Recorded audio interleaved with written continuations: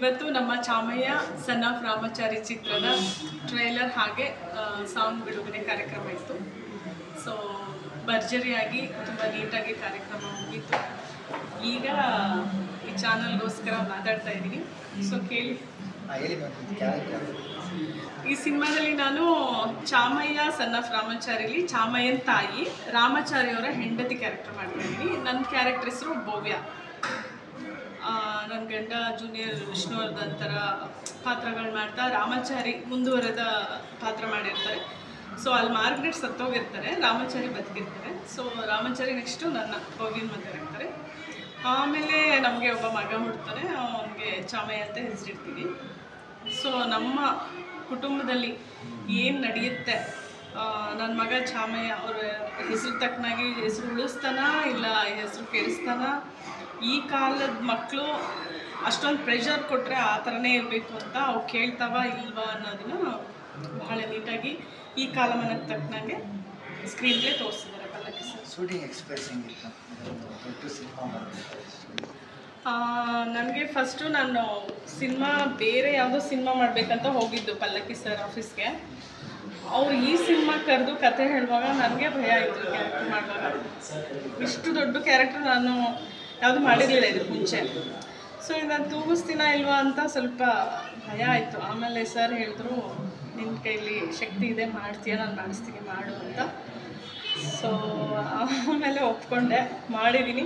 But ತುಂಬ variations ಇದೆ ಇದರಲ್ಲಿ. ನನ್ನ ಕ್ಯಾರೆಕ್ಟ್ರು ತುಂಬ ಚೆನ್ನಾಗಿದೆ. ರಾಮಾಚಾರಿ ನನ್ನ ಮದುವೆ ಆಗಿ ಬಂದಿದ್ದರಿಂದ ನನ್ನ ಮಗ ದೊಡ್ಡವನಾಗೋವರೆಗೂ ತುಂಬ ನನ್ನ ಕ್ಯಾರೆಕ್ಟರ್ ವೇರಿಯೇಷನ್ಸ್ ಆಗ್ತಾ ಇರುತ್ತೆ. ನಾನು ಇದರಲ್ಲಿ ಫಸ್ಟ್ ಹಾಫಲ್ಲಿ ಸ್ವಲ್ಪ ಒಳ್ಳೆಯವಳು, ಆಮೇಲೆ ವಿಲನ್.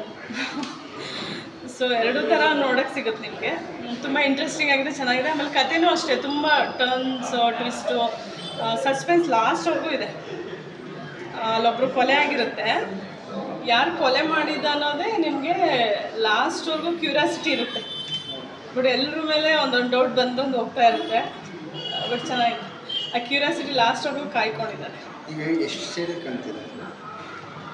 ನಾನು ರಾಮೇಶ್ವರಿ ಮದುವೆಯಾಗಿ ಬಂದಾಗ ಒಂದು, ಆಮೇಲೆ ಬಸ್ರಿ, ಆಮೇಲೆ ಬಾಣಂತಿ, ಆಮೇಲೆ ಪುಟ್ಟ ಮಗು ತಾಯಿ, ಆಮೇಲೆ ಮಗು ಸ್ವಲ್ಪ ದೊಡ್ಡದಾಗುತ್ತೆ, ಅದ್ರ ತಾಯಿ ಇನ್ನೂ ಸ್ವಲ್ಪ ದೊಡ್ಡವನಾಗ್ತಾನೆ, ಆಮೇಲೆ ಹೀರೋ ಆಗ್ತಾನೆ.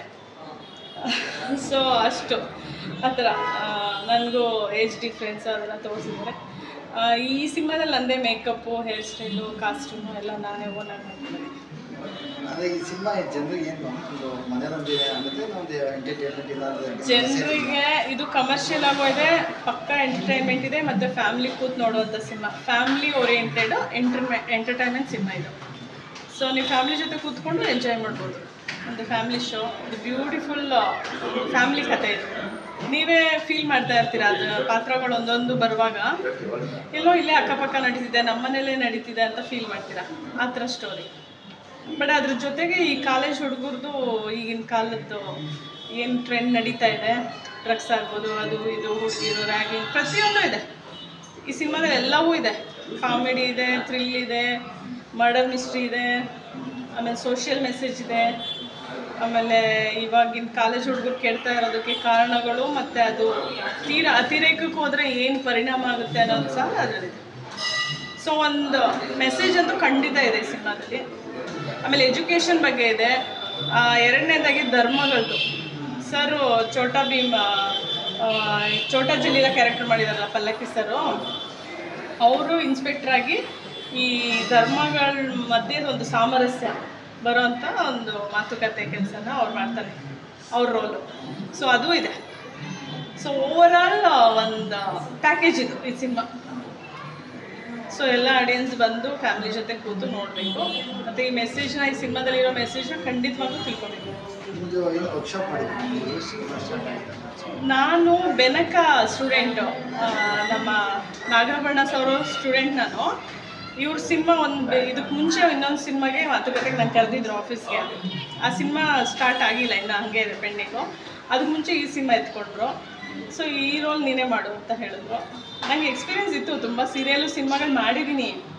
ಬಟ್ ಇವು ವಿಷ್ಣುವರ್ಧನ್ ಹೆಂಡತಿ ಕ್ಯಾರೆಕ್ಟ್ರ್ ಒಂದು ಕಡೆ, ಆಮೇಲೆ ಅಷ್ಟು ದೊಡ್ಡ ಮಗನ ತಾಯಿ ಬೇರೆ, ವೇರಿಯೇಷನ್ಸು ತುಂಬ ಇತ್ತಲ್ಲ, ತೂಗಿಸ್ಬೇಕಲ್ಲ. ಸೊ ಅದು ಸ್ವಲ್ಪ ಅನುಮಾನ ಆಯಿತು. ಅವ್ರು ಹೇಳೋರು ನಾನು ಇರ್ತೀನಲ್ಲ ಮಾಡಿಸ್ತೀನಿ, ಸೊ ಮಾಡಿಸ್ತಿದ್ದಾರೆ. ನೀವೇನು ವರ್ಕ್ಶಾಪ್ ಏನು ಮಾಡಿಲ್ಲ? ಇಲ್ಲ ವರ್ಕ್ಶಾಪೇನೆ, ಡೈರೆಕ್ಟ್ ಶೂಟಿಂಗ್ ಸ್ಪಾಟ್ಗೆ ಹೋಗಿದ್ದು. ವರ್ಕ್ಶಾಪ್ ಮೊದಲೇ ಆಗಿರುತ್ತಲ್ಲ ಬೆನಕದಲ್ಲಿ ನಮಗೆ, ನಾಗಬಣ್ಣ ಪಾತ್ರಕ್ಕೋಸ್ಕರ ಏನಿಲ್ಲ, ಆನ್ ದ ಸ್ಪಾಟ್ ಅಷ್ಟೇ. ಆನ್ ದ ಸ್ಪಾಟ್ ಏನು ಡೈಲಾಗ್ ಇತ್ತೋ ವಿತ್ ಮಾಡ್ಯುಲೇಷನ್ ಹೇಳ್ಕೊಂಡು ಮಾಡಿ ಅಷ್ಟೇ.